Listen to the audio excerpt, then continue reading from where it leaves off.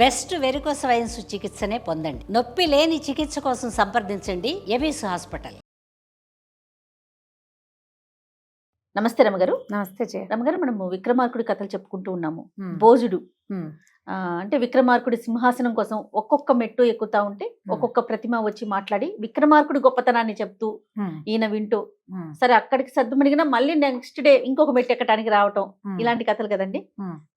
16 మెట్ల వరకు చెప్పుకున్నాం రమగారు. 16వ మెట్టు మీదే ఉన్నాం. ఇప్పుడు ఉన్నాం. అసలు ఈ మెట్టు ఎవరు, ఈ మెట్టు పేరేంటి? కృపా పరిపూర్ణ వల్లి. ఏంటి రమగారు? సరిగ్గానే విన్నావు. కృపా పరిపూర్ణ వల్లి. బాగుంది. ఈ కృపా పరిపూర్ణ వల్లి భోజుడు మెట్లు ఎక్కి రాగానే నీకు విసుగు విరామము లేదు, ప్రతిరోజు వచ్చి ఏదో ఒక మాట విని మొహమాట పడి సిగ్గుబడి వెళ్ళిపోతున్నావు, ఇవాళ ఇంకో విషయం చెప్తాను నీకు అని చెప్పింది. ఇక్కడి నుంచి కథలు కొంచెం చిన్నవవుతాయి. ఒక ఎపిసోడ్ లో మనం 2 కథలు కూడా చెప్పేస్తాం, ఒక దాంట్లో 3 కూడా చెప్పచ్చు, చకచక అయిపోతాయి. ముందు కథలు పెద్దవి కదా. ఏం చెప్పిందంటేనట, రాజుగారు రాజ్యంలో ఉండగానే, అంటే విక్రమార్కుడు 6 నెలల రాజ్యం 6 నెలలు దేశాటనా కదా ఉన్నప్పుడు, ఒక బ్రాహ్మణ ఆయన వచ్చాట. ఆయన ఉజ్జయిని నగరం కదా, ఆ ఉజ్జయిని నగరంలో రకరకాల ఏరియాలు ఉన్నాయి. కొంచెం ఊరు చివరగా ఉన్న ఒక ఏరియాలో ఒక అమ్మాయి కలువరేఖ అని ఒక వేశ్యాశిఖామణి ఉంది. ఆ అమ్మాయి కోసం వెళ్ళిన వాళ్ళందరూ చచ్చిపోతున్నారట. ఓ బ్రాహ్మణ ఆయన వచ్చి రాజుకి తెలియజేశాడు, మనకి సాధారణంగా ఉన్న పెద్ద వీధుల్లో ఉన్న వేశ్యావాటికలు కాకుండా నగరం శివార్లలో కూడా కొన్ని ఉన్నాయి. ఒక అమ్మాయి ఉన్నది, మంచి నాటిగత్తె, అందగత్తె కూడా. ఆ అమ్మాయి అంతటా అమ్మాయి ఎవరిని పిలవటం లేదు, కానీ ఎవరైనా ఆమె కోసం వెళ్ళిన వాళ్ళు తెల్లవారేసరికి విగత జీవులుగా ఉంటున్నారు. చాలా మంది చనిపోయారు. ఇట్లా ఆ భవనంలోకి ఎవరైనా వెళ్తున్నట్టు వస్తున్నట్టుగా ఏమీ లేదు. చుట్టుపక్కల వాళ్ళు ఎవరైనా ఆమె మీద ఆసక్తి కలిగి ఉండి వాళ్ళ ఇంటికి వచ్చిన వాళ్ళని చంపేస్తున్నారా అలాంటి ఆనుపాను తీసాం, కానీ అది కూడా కాదు, ఏం జరుగుతోందో తెలియదు, ఆమెకు కూడా తెలియదు. దీని సంగతి కనుక్కోమని ఆ బ్రాహ్మణ ఆయన వచ్చి రాజుకు చెప్పి, ఈయన ఇదేమిటో చూద్దాం అనుకుని ఆయన ఒకనాటి సాయంకాలము ఆ కలువరేఖ ఉన్న ప్రాంతానికి వెళ్ళాడు. ఆవిడ జగన్మోహిన్ లాగా ఉంది ఆ కలువరేఖ, ఎంత బాగుందో, చాలా అందగత్తెగా ఉంది. ఈ అమ్మాయి కోసం చచ్చిపోవడానికి కూడా సిద్ధపడ్డామంటే సరే బాగానే ఉంది, కానీ ఎందుకు చచ్చిపోతున్నారు? సరే ఒకళ్ళిద్దరు భటులని పురమాయించి రాజుగారు ఏం చేశారు, ఈ భవనంలోకి రాకపోక ఉన్న తలుపులు ద్వారాలు అన్నీ చూపించారు. వాళ్ళంతటి వాళ్ళు చెక్ చేశారు, ఎక్కడా ఏమీ లేదు. సరే ఈ రాత్రికి నేను ఇక్కడ ఉంటానని ఆమెకు చెప్పాడు. ఆమె సంతోషించింది. చక్కగా అందంగా ఉన్నాడు ఈయన, మంచి అజానుబాహువు, రాజరికపు లక్షణాలు తెలిసినాయి. ఆవిడ విక్రమార్కుడని గమనించుకోలే, తెలియలే ఆవిడికి. సరే అమ్మాయి లోపలికి పిలుచుకెళ్ళింది. అక్కడ కాళ్ళు నీళ్ళు ఇవ్వటము, తమలపాకులు ఇవ్వటము, ఉయ్యాల్లో పెట్టి ఊగించటము, వీణలు వాయించడం, బోల్డ్ ఉంటే ఆనాటి కాలపు పద్ధతులు ఉండేవి. అన్ని విధాలా ఆయన్ని చక్కగా రంజింపజేసింది. సరే మంచం మీదకి తీసుకెళ్ళిపోయింది. ఆయన ఏమన్నాడు, నేను చాలా అలసిపోయినాను, మంచాల మీద వాటి మీద పడుకుంటే నిద్ర పట్టదు, నేను నేల మీద పడుకుంటాను, నేల మీద పక్కేయమన్నాడు.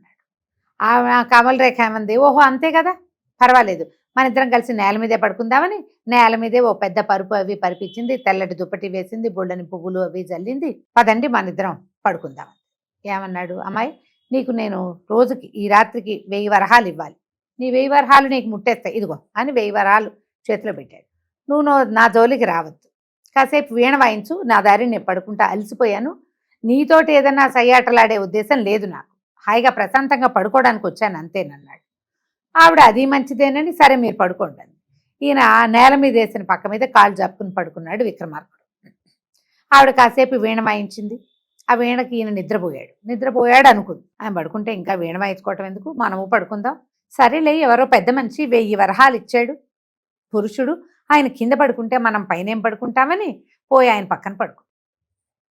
ఎప్పుడైతే ఈ అమ్మాయి పక్కన పడుకుని మెల్లిగా నిద్ర పట్టిందో ఆవిడికి, రాజు ఏం చేశాడు, లేచేసాడు అక్కడి నుంచి. ఆయన నిద్ర లేచేసి తను పడుకున్నట్టుగా 3-4 దిళ్ళని వరుసగా, ఆయన ఇంత పొడుగాటి మనిషి 6.5 అడుగులు ఉంటాడు కదా, పొడుగ్గా దిళ్ళు పెట్టేసి దాని మీద దుప్పటి కప్పి మనిషి పడుకున్న భ్రమ కలిగించి తను పోయి ఒక నిలువుటద్దం ఉంటే దాని వెనకాల కూర్చున్నాడు.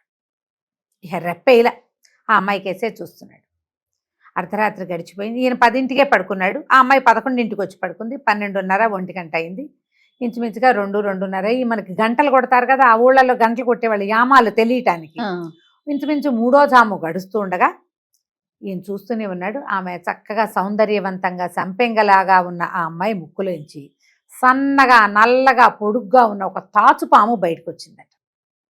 ముక్కులోంచి నల్లటి త్రాచు బయటికి వచ్చి ఈ పక్కన ఉన్న దిండు, మనిషి పడుకుని ఉన్నాడుగా, దిండు మీద టపా టపా టపా కాటేసేస్తాం. ఎప్పుడైతే ఈయనకి ఏమర్థమైంది, ఈ అమ్మాయి ఎవరి పక్కన పడుకుంటుందో వాళ్ళని ఆ ముక్కులోంచి వచ్చిన తాచుపామే చంపేస్తుంది, అది కొట్టేస్తుంది. ఏం జరిగిందో తెలియదు, చచ్చిపోతారు వీళ్ళు. ఈయన గభాలన ఒక్క అంగలో ఆమె అద్దం వెనకాల నుంచి ఒక్క దూకు దూకి ఆమె ముక్కులోంచి పూర్తిగా బయటికి రాలేదు. దాని తోక అమ్మాయి ముక్కులోనే సగమే బయటకు వచ్చింది, దాని శిరస్సు కనపడుతోంది. ఠక్కిన ఆ శిరస్సు మీద ఒక్క దెబ్బ కొట్టేశాడు కదా. ఆ మిగిలిన భాగాన్ని ముక్కులో గట్టిగా పట్టుకుని లాగేశాడు. ముక్కులోంచి అది బయటకు వచ్చేసరికల్లా మన ముక్కులోంచి ఏదైనా లాగితే మనకి టెన్షన్ రాదు. ఆ పడుకున్న అమ్మాయి కెవ్వు మనకి కేకలు పెడుతూ ఆ కలువు రేఖ లేచుకొచ్చు. ఏం జరిగింది అని. ఏం జరిగిందంటే ఏముంది, 2 ముక్కలుగా పడుంది పాము. ఆమె నిర్ఘాంతపోయింది. ఇదా రహస్యం, ఏమైందో నాకు తెలియదండి. చూస్తే పాము నిజంగా 2 ముక్కలతో అయి పడు. ఆయన ఆమెను వెళ్ళి మొహం కడుక్కురమ్మని అమ్మాయి మొహం కడుక్కొచ్చింది. అంతా పక్కంతా నెత్తురు, ఆ పక్క తీసేసి వీళ్ళిద్దరు పోయి హాయిగా మంచం మీద పడుకున్నారు. తెల్లవారాక ఈ ఇంట్లో పని వాళ్ళు ఉన్నారుగా, కొత్తగా శవాన్ని తీయటానికి వెళ్ళాలని వాళ్ళంతా రెడీగా ఉన్నారు. శవం లేదు, తలుపు తీసుకుని జగన్మోహనాకారుడుగా ఉన్న మహారాజు బయటకు వచ్చాడు. అందరూ ఆశ్చర్యపోయారు. ఊళ్ళో జనం కూడా కొంతమంది చేరారు. ముందు రోజు సాయంత్రము గుర్రం వేసుకుని ఈయన రావటము చూశారు చాలా మంది. వచ్చింది రాజు అని తెలియదు, కానీ పొద్దున్న చేరిన వాళ్ళు చాలా మంది మహారాజు అని కేకలు పెట్టారు. కేకలు పెట్టేసరికల్లా కొంతమంది బ్రాహ్మణులు కూడా ఒకళ్ళిద్దరు వచ్చారు. ప్రభు మీరు ఇక్కడ ఉన్నారేమిటి, ఏం జరిగింది ఏమిటంటే, అప్పుడు ఆయన లోపల నుంచి ఆ 2 ముక్కలుగా పడున్న పామును తెచ్చి పడేశాడు. ఈ సర్పం వల్లే ఈ అమ్మాయి తోటి ఉన్న వాళ్ళు మరణిస్తున్నారు. ఇది ఏదైనా శాపం వల్ల జరిగిందా, ఈమెకు ఏదైనా జాతక లక్షణమా, లేకపోతే ఆమె లోపలే ఇలాంటి సర్పం పెరుగుతోందా, దీని మీద ఎవరైనా కార్తాంతికుల్ని కనుక్కోండి, ఇక మా పూచి లేదు. ఈ ప్రదేశంలో జరుగుతున్న ఈ సమస్యని తగ్గించేశాం అంతే అని చెప్పి ఎవరైతే బ్రాహ్మణుడు ఈ విషయం చెప్పాడో ఆయన్ని సంభావించి కలువరేఖకి బాయ్ చెప్పి వెళ్ళిపోయాడు రాజు. ఈ పని చేసి వెళ్ళిపోయాడు అంతే. ఆయన తన చుట్టుపక్కల ఏ ఇబ్బంది వచ్చినా తీర్చడానికి వెళ్తాడు. భోజ మహారాజా నువ్వు చేస్తావా ఆ పని? చచ్చిపోతామని తెలిసి అది ఏమిటో తెలుసుకోవాలని తెలివిగా ఆలోచించి వేచి ఉండి సమస్యని తీర్చాడు విక్రమార్క. ఈ ఓపిక కావాలి రాజుకి, నీకుంటే కూర్చో లేదా వెళ్ళిపోమని. భోజుడు ఒక దండం పెట్టి దిగేశాడు. ఆయన ఎందుకు, అనవసరం కదా. మర్నాడు మళ్ళీ ఎక్కడానికి ప్రయత్నం చేశాడు. 16 మెట్లు అయిపోయినాయి కదా, 17వ మెట్టు ఎక్కాడు. మర్నాడు మళ్ళీ భోజ మహారాజు మెట్లెక్కాడు. ఈసారి 17వ మెట్టు మీద ఉన్న ప్రతిమ మాట్లాడడం మొదలుపెట్టింది. ఈ ప్రతిమ పేరు నవమోహన మంజరి. పేరు బాగుంది కదా, అద్భుతంగా ఉంది. అయితే విక్రమార్కుడు రాజ్యం చేస్తున్న కాలంలో ఆయన ఏం చేసేవాడు, 6 నెలలు తను తిరిగి వస్తాడు కదా, ఈ 6 నెలల్లో ఆయన తాలూకు గూఢచారులు తను వెళ్ళిన ప్రాంతంలో ఉన్న గూఢచారులకి రెస్ట్. ఆయన ఊళ్ళో ఉన్న 6 నెలలు గూఢచారులు ఆ ప్రాంతాలకి తిరిగేవాళ్ళు. అక్కడి నుంచి వచ్చిన ఒక గూఢచారి రాజును కలవడానికి వచ్చాడు. మామూలుగా ఈ గూఢచారుల్లో ఎక్కువగా బ్రాహ్మణ బ్రహ్మచారులు ఉండేవాళ్ళు, వివాహితులు కూడా ఉండేవాళ్ళు. కుర్రాళ్ళని, చదువైపోయిన కుర్రాళ్ళు, మెరికల్లాగా ఉన్న వాళ్ళని ఎన్నిక చేసి వాళ్ళకి రకరకాల వేషాలు వేసుకోవటం నేర్పించి వాళ్ళని వదిలిపెట్టేవాళ్ళు గూఢచారులుగా. చాణుక్యుడి సమయంలో కూడా, చంద్రగుప్తుడు ఆ కాలంలో కూడా ఇలాగే జరిగేదట. అటువైపు నుంచి తిరిగి వస్తున్న ఒక గూఢచారి రాజును కలిసేందుకు వచ్చాడు. అతను ఒక బ్రాహ్మణ యువకుడు. అతను రాజును కలిసి, విక్రమార్కుడిని కలిసి ఏం చెప్పాడంటే, మగధ రాజు అయినటువంటి సోమచంద్రుడు చాలా పేరున్న రాజు. ఆయన దాన ధర్మాల్లో ఆయన్ని మించిన వాడు లేడు ఆ పరగణాల్లో. ఆ దానాలు చేయటమే ప్రజలకి ఎంత ప్రీతో ఆ రాజు అంటే. అయితే ఆయన ఎక్కడికైనా వెళ్ళి వచ్చినప్పుడు చాలా విశేషమైన స్వాగతం ఇస్తారట ప్రజలు. అదేమిటో చూద్దామని చిన్న చిన్న ఊళ్ళల్లో తెలుసుకుని నేను ఒకరోజు మగధ నగరానికి చేరాను, మగధ రాజ్యానికి చేరాను. వాళ్ళ ప్రధాన రాజ్యంలో రాజుగారు ఎక్కడికో వెళ్ళి 15 రోజులు గడిపి తిరిగి వచ్చాడు. తిరిగి వస్తే ఆయన కోటకి సమీపించేసరికి ఇంచుమించు ఆ ఊళ్ళో ఉన్నటువంటి ఆడపిల్లలందరూ, స్త్రీలంతా వచ్చి రాజుగారికి బోల్డ్ అంత బంగారము, వజ్రాలు, వెండి, వాటితోటి సామాన్లు, ఆ తర్వాత ఎన్నో రుచికరమైన భక్ష్య పదార్థాలు అవన్నీ తీసుకొచ్చి రాజుగారికి దిగదుడిచారు. దిష్టి తీశారు. తీశాక ఆ మొత్తం నగనట్ర, బంగారము, వెండి, వజ్రాలు, వైఢూర్యాలతో పాటు ఈ ఆహారాన్ని కూడా ఊరికి ఉత్తరంగా పారేశారు. ఆహారం పారేశారు, కొన్ని దిష్టి తీశారు, పడేశారు అనుకో. వజ్రాలు, వెండి సామాన్లు, వెండి బంగారం ఎందుకు పడేశారో నాకు అర్థం కాలేదు. ఇదేమిట్రా ఈ వింత అంటే, ఇక్కడ ఇంతేనన్నారు కొంతమంది, మేము ఇట్లాగే చేస్తాం, మా రాజు 6 నెలలకు ఒకసారి వెళ్తాడు, 4 నెలలకు ఒకసారి వెళ్తాడు, ఆయనకి చాలా దిష్టి తగులుతుంది, మేము దిష్టి తీసి పారేస్తామన్నారు. పారేశారు. సరే, ఆహారం అంటే ఏదో పక్షో పిట్టో పశువో తినేస్తుంది, మరి ఈ వజ్రాలు బంగారము అదేమిటో చూద్దామని వాళ్ళు ఎక్కడ పారేశారో నేను అక్కడికి వెళ్ళి కూర్చున్నాను. చూస్తే చీకటి పడేసరికి ఒక పిశాచాల దండొచ్చింది. ఓహో. మొత్తం ఆహారం అంతా మెతుకు మిగల్చకుండా తినేసినాయి. వీళ్ళు ఈ పారేయటం కూడా విసిరికొట్టి నేల మీద పడేసి అట్లా చేయలా. ఏ పాత్రతో దిగుదూర్చారో ఆ పాత్ర తీసుకెళ్ళి అక్కడ పెట్టేశారు, అంతే. పడేశారు, వాటిని మళ్ళీ వాడుకోలేదు. వీళ్ళు ఈ పిశాచాలన్నీ కలిసి మొత్తం పాత్రలో ఉన్న పదార్థాలన్నీ తినేసి ఆ వెండి బంగారము వజ్రాలు వైఢూర్యాలు పడేశారుగా, అవన్నీ మూటలు కట్టుకుని అక్కడ ఉన్న ఒక చెట్టు ఎక్కి వెళ్ళిపోయినాయి. చెట్టుతో సహా మాయమైపోయినాయి. అదేమిటో వింతండి, ఎక్కడా వినలేదు. అసలు మామూలుగా దిష్టి అంటే ఓ గుమ్మడికాయ, అది బద్దలు కొడతారు, అది ఎప్పుడో మట్టిలో కలిసిపోతుంది నిదానంగా. ఈ ఆహారం పడేయటం ఏమిటో, ఈ బంగారు వెండి సామాన్లు ఇవన్నీ పడేయటం ఏమిటో వింతగా ఉంది అని చెప్పాడు. వింతలు విడ్డూరాలు చెప్పాలి రాజుకి. ఆయన ఆ వింత ఏమిటో కనుక్కోవడానికి, వింత సంగతి చూడడానికి వెళ్తాడు. సరే, రాజుగారు ఏమనుకున్నాడు, ఓహో ఇప్పుడు కాదు, మళ్ళీ నేను వెళ్ళేటప్పుడు ఈసారి నేను మగధకి వెళ్ళాలని భావించి 6 నెలలు గడిచాక విక్రమార్క చక్రవర్తి మగధ రాజ్యానికి బయలుదేరాడు. ఈయన మగధ చుట్టుపక్కలే చాలా రోజులు తిరిగాడు. తిరిగాక ఒకనాడు టముకు వినపడింది, సోమచంద్ర మహారాజు అవుట్ ఆఫ్ స్టేషన్ వెళ్ళాడని, త్వరలో రాబోతాడని. ఈయన పోయి మగధ రాజ్యంలో కూర్చున్నాడు. ఎప్పుడు సోమచంద్రుడు వస్తాడో ఆ వింత చూడాలని. సరే, ఈయనతో పాటు ఆ బ్రాహ్మణ బ్రహ్మచారి మొదట ఉన్నాడు, గూఢచారి ఉన్నాడుగా, అతను కూడా వచ్చాడు. వచ్చాక ఈ రాజుగారు ఊళ్ళోకి వస్తుంటే ఈ దిగదుర్చే సమయం అయిన తర్వాత వీళ్ళు ఎక్కడ పడేస్తారో ఆ దారి రాజుకు చూపించేశాడు. అతను చూపిస్తే ఇక నువ్వు రావద్దు, నేను చూసుకుంటానన్నాడు. ఎన్నో వందల మంది ఆడవాళ్ళంతా రావటం, ఆ వస్తువులన్నీ రాజుగారికి దిగదొడవటం, రాజు లోపలికి వెళ్ళటం, వీళ్ళంతా తీసుకుపోయి ఆ పదార్థాన్ని ఉత్తరం వైపుకి పడేయటం చూశాడు. వాళ్లతో పాటే వెళ్ళి ఈయన ఏం చేశాడు, ఏ చెట్టు మీదైతే పిశాచాలు కూర్చున్నాయని గూఢచారి చెప్పాడో ఆ చెట్టు మీద కూర్చున్నాడు. పోయి కనపడకుండా చెట్టు వెనక భాగపు కొమ్మల్లోకి ఇరుక్కుపోయి కూర్చుని ఉన్నాడు. సాయంకాలం అయింది.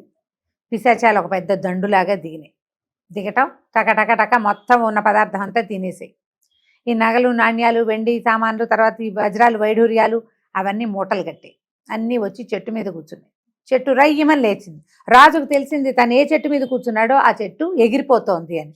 ఎవరికి కనపడకుండా పోయింది, కానీ అది ఎగిరి ఎగిరి ఎగిరి ప్రయాణం చేసి ఒక చోటకి చేరింది, ఒక ఊళ్ళోకి వెళ్ళిపోయింది. అది ఎక్కడ, అలకాపురి చేరిందట.